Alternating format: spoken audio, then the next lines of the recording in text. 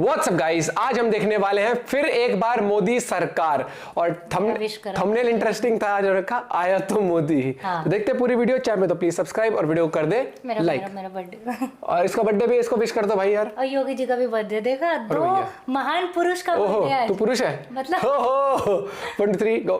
तो भाई लोगों, जान बची और लाखों पाए। 400 पार वाले 300 तक भी नहीं पहुंच पाए। ये तो है जी हाँ, सारे एग्जिट पोल के रुझानों को झूठा साबित करते हुए ऐसा इलेक्शन रिजल्ट आया है जिसकी किसी ने उम्मीद नहीं की थी। दिन रात 400 पार की कसमें खाने वाली बीजेपी 250 सीटों तक भी नहीं पहुंच पाई। जैसे तैसे एनडीए 290 को पार कर पाया है। इंडी गठबंधन उस नालायक बच्चे की तरह निकला जिसके पास होने की उम्मीद किसी को भी नहीं थी और 10वीं में 70% है।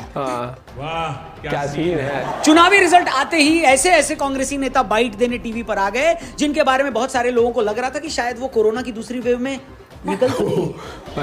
100 सीटें जीतकर कुछ कांग्रेसी नेता तो इतने ज्यादा जोश में आ गए कि वो देश को ये बताने लगे कि सरकार बनने के बाद वो क्या क्या करेंगे। फिर किसी ने उनके मुंह पर ठंडा पानी मारकर उनसे बोला कि अरे ओ चचा, अरे ओ 100 सीट वाले चचा, तुम्हारी सीटें बढ़ी हैं मगर बैठना तुम्हें विपक्ष में ही है। मगर जो नतीजे आए हैं उससे बीजेपी वाले अभी तक कांप रहे हैं। उन्हें समझ नहीं आ रहा कि जिस उत्तर प्रदेश में वो 70 सीटें लाने की सोच रहे थे, वहां वो 35 पर ही कैसे अटक गए। उन्हें पता नहीं है कि जिस बंगाल में वो 25 से 30 सीटें लाने का दावा कर रहे थे, वो 15 सीटों में वहां कैसे अटक गए।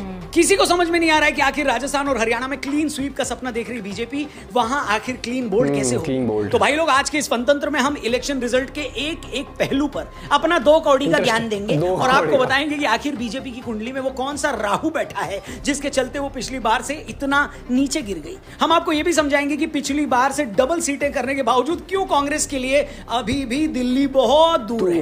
तो आइए युगों युगों से चली आ रही हमारी परंपरा का निर्वाह करते हुए पहले केजरीवाल जी से परमिशन लेनी फिर शुरू करते हैं। सर, इजाजत तो है? तो करो ना भाई, ये भी परेशान हो गए, हम भी परेशान हो गए, करो फिर।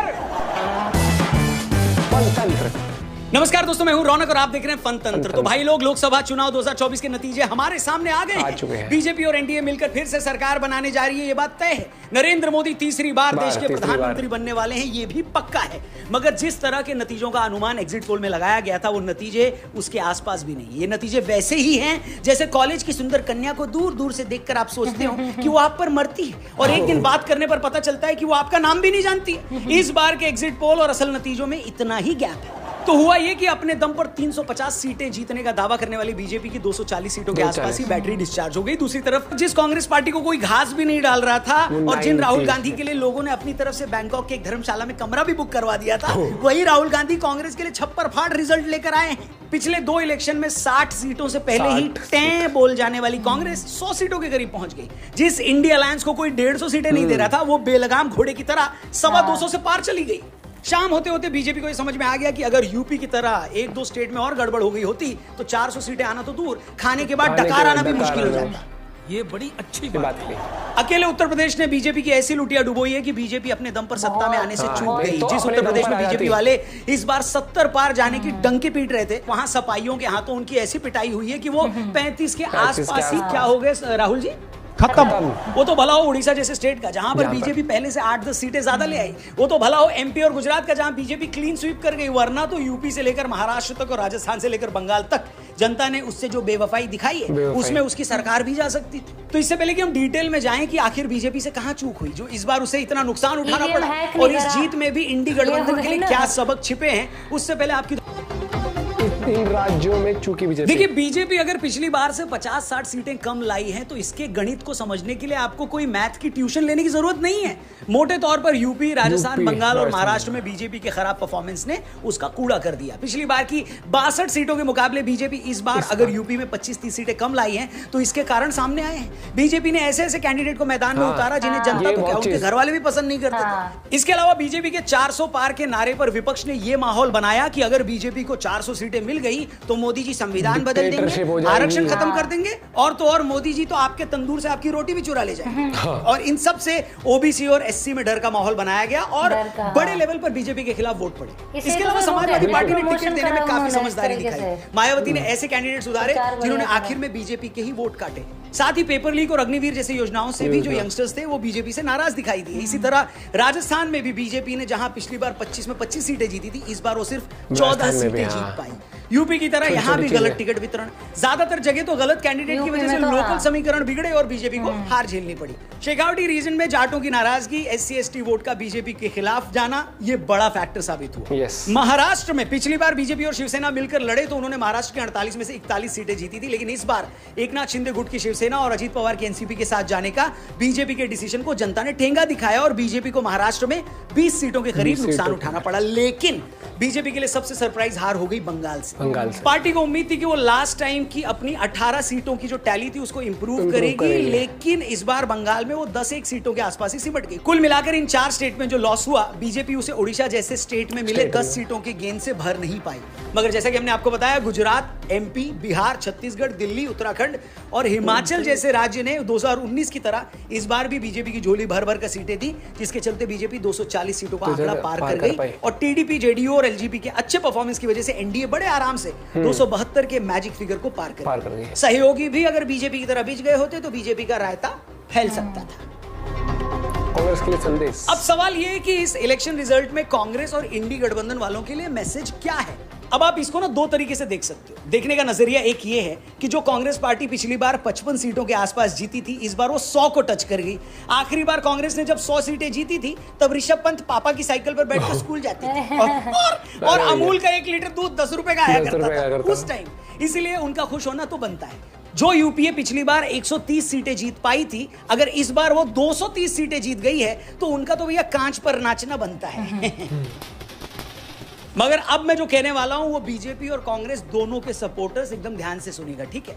और बात ये है ना बॉस कि भले ही बीजेपी की 40-50 सीटें कम आई मगर सरकार तो अब भी एनडीए की ही बन रही है। इंडी गठबंधन वाले बीजेपी को चाहे कितना ही क्यों ना चिढ़ा लें, लेकिन सच भी यही है कि अब भी बीजेपी की अकेली इतनी सीटें आई हैं जितनी इंडी गठबंधन में शामिल 30 पार्टियों की मिलाकर नहीं आई है। हेलो। तीसरी बात यह है कि जब भी कोई पार्टी 10 साल से रूल कर रही हो तो उसके खिलाफ एक जायज एंटी इनकम्बेंसी होती है। अब उस एंटी इनकम्बेंसी के बावजूद अगर भारतीय जनता पार्टी तीसरी बार सरकार बना रही है, क्या ये कम बड़ी बात है? कहीं ना कहीं लोगों का फिर भी विश्वास। मुझे याद है 2009 में 5 साल राज करने के बाद जब कांग्रेस की 206 सीटें आई थी तो इसे उसके काम पर जनता की मुहर बताया गया था। अगर 5 साल बाद 206 सीटें लाना सरकार के काम पर जनता की मुहर है तो फिर बीजेपी तो 10 साल बाद 240 सीटें ला रही है। वही कांग्रेस ने जब 10 साल राज किया तो उसके बाद 2014 में उसकी टोटल सीटें 44 थी, यानी कि आज की बीजेपी से 200 सीटें कम। दूसरी बात, कांग्रेस अपनी सीटें 100 टच करने पर खुश हो सकती है, मगर यह भी सच है कि अगर 10 साल तक बीजेपी के खिलाफ इतना गुस्सा था, इतनी नाराजगी थी, उसके बावजूद बीजेपी कांग्रेस से 2.5 गुना ज्यादा सीट ला रही है, तो ये कांग्रेस के लिए अच्छी बात नहीं है ब्रो। एंटी इनकम्बेंसी का फायदा तो कांग्रेस को उठाना चाहिए था। तीसरी बात, जब कोई पार्टी लगातार चुनाव जीतती है तो बीच में एक आध बार ऐसा होता भी है कि उसकी कुछ सीटें कम हो जाए। जैसे बीजेपी गुजरात में पिछले 35 साल से चुनाव जीत रही थी, मगर 2017 के विधानसभा चुनाव में जब उसकी 99 सीटें आई तो उसके विरोधियों ने कहा कि देखो बीजेपी गुजरात में खत्म होने वाली है। मगर हुआ क्या, 2022 के इलेक्शन में बीजेपी को 156 सीटें आई और कांग्रेस का साफ हो गया। बोले तो कांग्रेस क्या हो गई राहुल जी?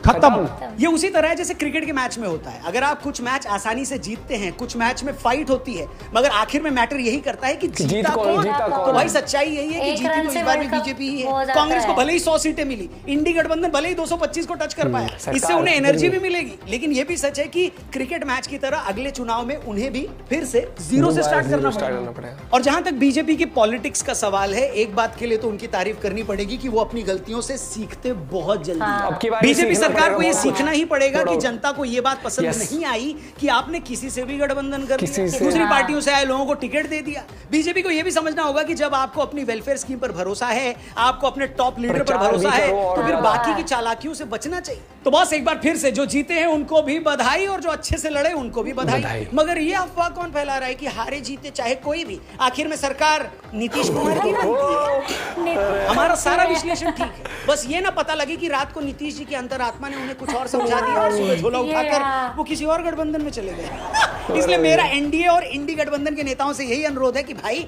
बार बार नीतीश जी को फोन मत लगाओ, बात करनी है तो उनकी अंतरात्मा से बात करो, क्योंकि आखिर में सारे फैसले तो अंतरात्मा ही लेती है। हेलो, अगर हम गायब हो गए थे तभी हम फिर आपके साथ हैं। बाकी आपके इस रिजल्ट पर क्या कहना है, क्या ओपिनियन है, कमेंट करके जरूर बताना। और जाने से पहले एक चीज बता, अगर वो मतलब पलटी मारते भी हैं, ठीक है, लेकिन फिर उन्हें ये भी तो लगेगा ना आने वाले टाइम में कोई पार्टी भरोसा तो करेगी नहीं कि वो भाई तो अगर ऐसे पॉलिटिक्स टाइम पे वो है, लेकिन मैं एक चीज कहना चाहता हूँ, देखो हार जीत चलती रहती है। फिर बहुत जो मीम्स आ रहे हैं ना इस टाइम, बढ़िया बढ़िया, मेक मी एन क्या ऑफर, आई वांट रिजेक्ट।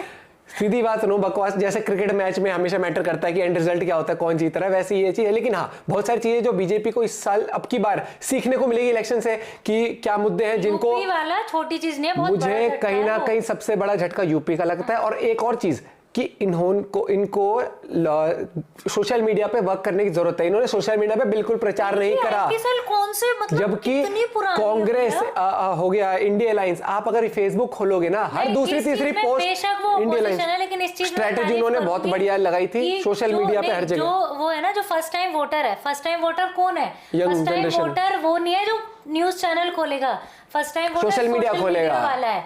उसे ये तो चीज ये है है कि मतलब किसका, तो मुझे लगता है कि काफी मुद्दे हैं जिनके, एक तो जिस तरीके से सीट का डिस्ट्रीब्यूशन हुआ, चाहे यूपी में हुआ, चाहे कई जगह हुआ, और ये भाई रोहित शर्मा 100 मारे 0 कर दे, उससे ये नहीं होता कि रोहित शर्मा खराब बैट्समैन हो गया, उससे ये नहीं होता कि मोदी जी की गवर्नमेंट ने अच्छा काम नहीं करा। ये क्या हुआ, लोग ही नाराजगी होती है, लोग बदलाव भी देखते हैं। कई बार एक पर्सपेक्टिव रखा जाता है कि देखो 10 साल पहले इतने रुपए का दूध तेल आता था और अब देख लो महंगाई कितनी, तो पर्सपेक्टिव है। लेकिन जो लोगों का अपना अपना होता है, कोई आरक्षण की वजह से, कोई उसकी अग्निवीर की वजह से, तो कोई चीज, लेकिन एंड ऑफ द डे जीती है। और बार ये भी लगता है बीजेपी की जो पॉलिसीज है ना, वो कहीं ना कहीं लोगों तक आज भी समझ नहीं, लोगों तक प्रॉपर तरीके से समझाई नहीं गई, पहुंचाई नहीं गई। सोशल मीडिया आज के टाइम पर अगर आप सोशल मीडिया को एज अ वेपन यूज नहीं करोगे ना प्रमोशन के लिए, तो कहीं ना कहीं वो चीज है। और दिखी है सोशल मीडिया पर नहीं दिखा उस तरीके का प्रचार बीजेपी का जितना कि रिगरस में। अरे फेसबुक खोलो आप यार, हर जगह देखो, जैसे ना डिक्टेटरशिप वगैरह के इनको खुल के आके किसी एक उसने भी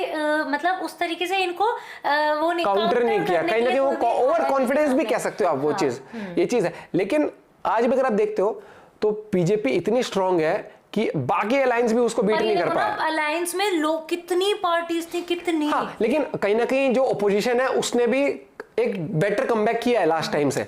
लेकिन आज भी मैं कहूंगा कि ये इलेक्शन बहुत कुछ सिखाएगा उनको भी और इनको भी कि कहाँ हाँ, वो चीज है। एक यूपी में मुझे लगता है कि योगी जी का सही यूज नहीं हुआ, बिल्कुल भी सही यूज नहीं हुआ उनका। मुझे लगता है कि वहां पर फेस वैल्यू उनकी है, उनके दम पर आप वहां चुनाव जीत सकते हैं इजीली, बहुत सारी जगह से। बाकी भैया अभी ऑफिशियल कंफर्मेशन भी आएगी और बाकी देखते हैं क्या होता है। नहीं, ऑल आइज ऑन नीतीश। मिलते हैं, बाय, टेक केयर।